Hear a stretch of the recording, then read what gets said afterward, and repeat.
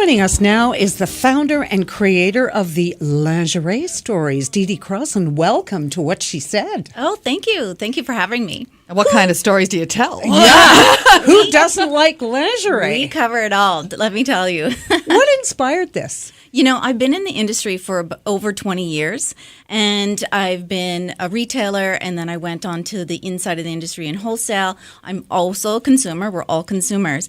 And throughout those years, I have heard so many wonderful and impactful stories, more so than just, everything about lacy, sexy lingerie, because that's kind of covered in the industry.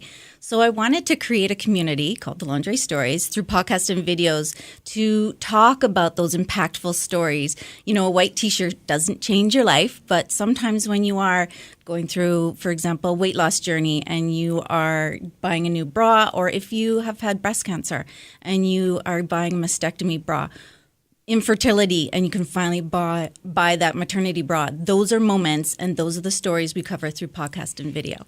Now, I understand you have a number of men who also contribute. We are actually building that. We've kind of done a brother site that we're going to be launching called the Brief Talk, because men, Boxers or briefs? Boxers or brief. Men want to know about underwear as well. And, fashion underneath is just as important as fashion on the outside. But in terms of lingerie, it really is sometimes women joke and say, I went and bought all this lingerie and it's really a present for him, not me.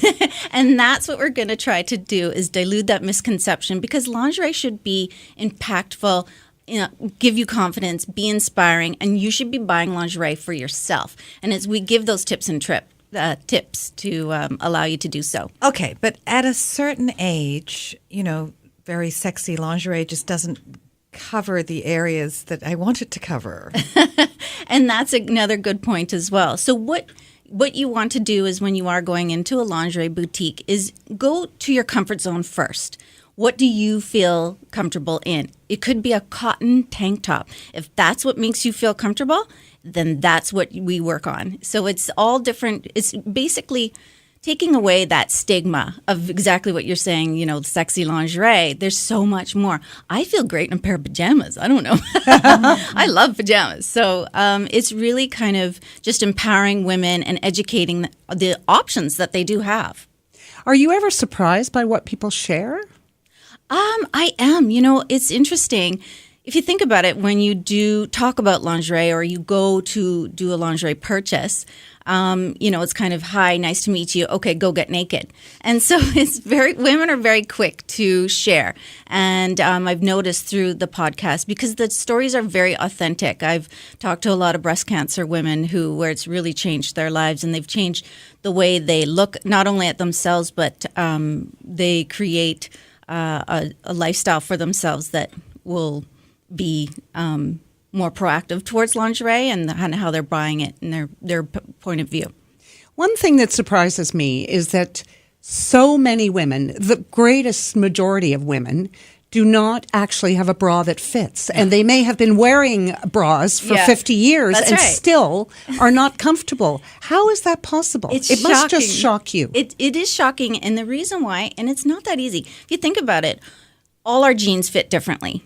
So every single brand of lingerie bras, let's talk about lingerie bras, they are cut differently. I can be and within one brand, there's different styles. So I could be a 32E, a 34D, a 34E. It just depends on the cut and make of the bra.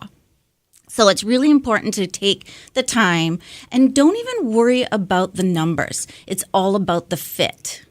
But who's going to tell you if it's the right fit? Do you think women know? Because obviously they don't.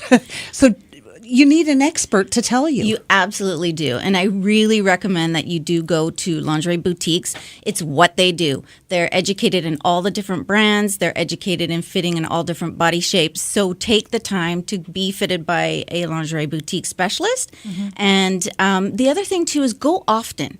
You're not going to be that 36B that you were when you were 18. If you're wearing a different size clothes, you're going to be wearing a different size bra. Or you've had children. Exactly. Yeah. Our bodies, within your lifetime, you will be at the very least 10 different bra sizes. Really? Yeah. Well, I've been 34B, then I thought I was a 38C, but apparently I'm a 36D. Okay. which my husband says is better. But for people who can't afford, a $200-300 bra at a special boutique, what would you suggest for them? There's great bras in every single price point. I know, but you need somebody to tell you what is the one that fits you. Right. And you can. You can work within your budget. The other thing too is what you want to think about is when you are buying quality, as we all know, you get what you pay for. So if you bought a quality bra, it will last you longer than, say, for example, 3 of a lesser quality bra. Okay, and one of the things that I found out through going to a higher end lingerie store, I thought it would be better not to wash them often, but I was told no, you should wash them frequently because it's the oils and things from your skin that break down the fabric. Exactly. Yeah. And there are certain you want to wash it gently and never in the dryer because the wires, if you do wear a wire bra, will pop out. So you want to wash them about every third wear. And try to focus on cold wash too, because that snaps back the composition of the band. Okay, let's talk about shapewear. Oh, yes. Okay, yeah, let's do that. Every time I try to have one that holds in my tummy, it rolls down. Okay. It rolls down. Do you get that a lot? It's like, okay, it rolls down, or the parts that hold your thighs and roll up. I know. I'm turning into a sausage here. Well, there definitely is a love-hate relationship with shapewear. I've already said that that's definitely a negotiation that my husband will never see happen. But there's options as well, like there is with bras. So for you, if that's something that's uncomfortable, you could maybe possibly go into a bodysuit, which has the bra. There's actually shapewear that has no bra, and you wear your own bra. Exactly, right? Yeah. That seems like it's going to give you more layers, though, more sort of like things at more the top. lines. It depends. Shapewear has come so far. It's $1 billion industry, and it has come so far. And there's a lot of different fabrications within shapewear. You can also have thin, thick, so you really can find what's good for your own body shape and what you feel good in.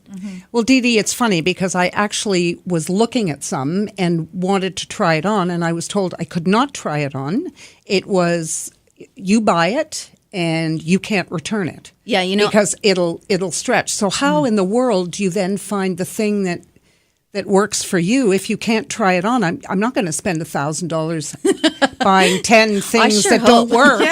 Really? No, but that don't work, because they're not cheap. And there's 2 ways to that answer too, because there is just like nylons, how you can't really try those on and use the chart. But you know what? Go to places that do allow that. You can try it on over your own undergarments, and you guys should be able to do that. So go to the places that allow you to do so, especially because, again, it's an equal investment. Some of them retail from $85 and up. Yep. And worth it if they work. Exactly. And one thing that women do is they wear their shapewear too large because they feel that that they just don't want to be comfortable. But that, in fact, is not going to be the proper fit for you. So do try to go through the chart on that particular shapewear, because that'll guide you. That would mean actually taking my measurements. that may not be fun. It's just like nylons. But shapewear really has taken on a life of its own. My